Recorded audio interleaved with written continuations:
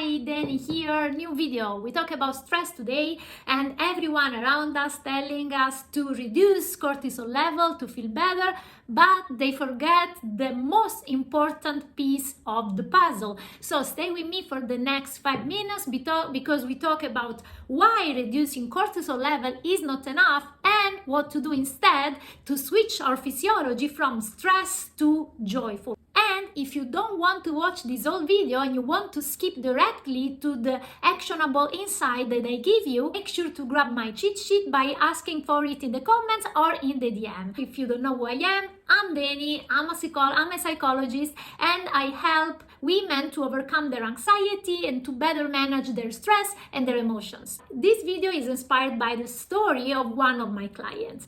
She had a pretty big deep trauma in her life, and we worked together, and she worked really hard on doing all the things to feel better. She did her journaling, she did her meditations, she learned how to change her habits. She was doing everything perfect, but one day she told me that she still wasn't feel okay. She still wasn't feel like her life was whole again. And I told her that that was normal, because that was just a part of the work. Reducing cortisol is very important when it comes to reduce the stress on the body caused by trauma and anxiety, but it's not enough. We have to take away the things that cause us stress, but we also have to add things that make us happy, joyful, that make us appreciate life and make us wanting to live life, wanting to wake up in the morning. You can think of it as a garden.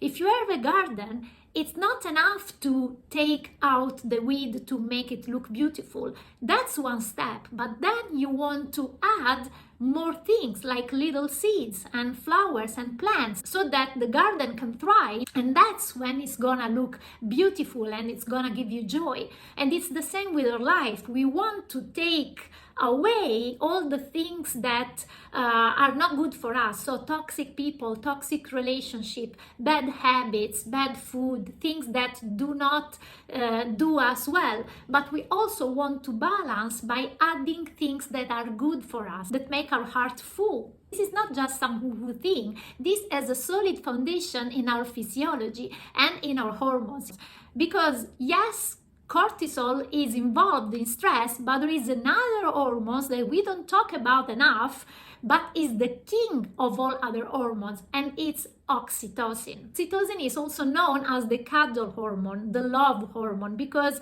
it's released in our brain when we hug someone, when we kiss someone, when we touch, when we are intimate with someone, and when we bond with other people. I tell you that it's the most important because it's on top and it regulates all the other hormones. So when oxytocin is released, our cortisol also goes down. So basically, when we focus on oxytocin instead of only cortisol, we are doing two things at once, because yes, we are enhancing our feeling of joy, that warm, fuzzy feeling that we have when we cuddle with someone, when we are close to someone, but also we are reducing cortisol. To go back to my clients, what did I tell her?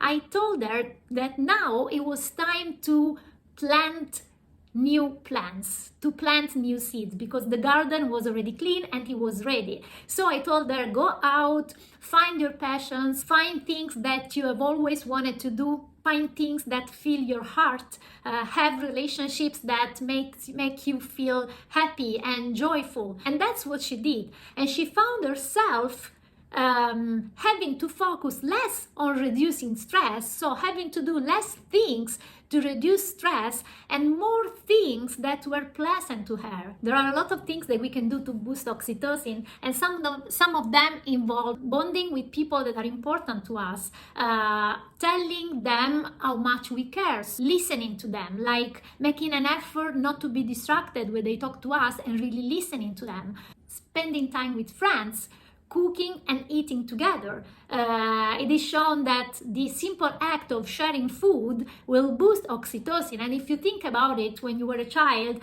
how great it felt when you could share your snack with another kid, cuddle or hug your partner or a very good friend, and one of my favorite, pet dogs. If it's your dog, if it's your friend's dog, it doesn't matter. When you pet the dog, you release oxytocin. So there are a lot of things that you can do. I want you to remember that if you feel that you can't get better with anxiety, this is a way that will really transform your life. This is how I like to work on well-being and feeling better. I don't like to focus on those little details that do not really have a great impact on things. I like to focus on the foundations. That is where you are going to see the biggest change. So if you want to know more ways to boost your oxytocin, ask me for my guide, 10 ways to naturally boost oxytocin, and I will send it to you. Just drop me a comment or send me a DM. As always, I hope that this helped you, and I'll talk to you soon. Bye!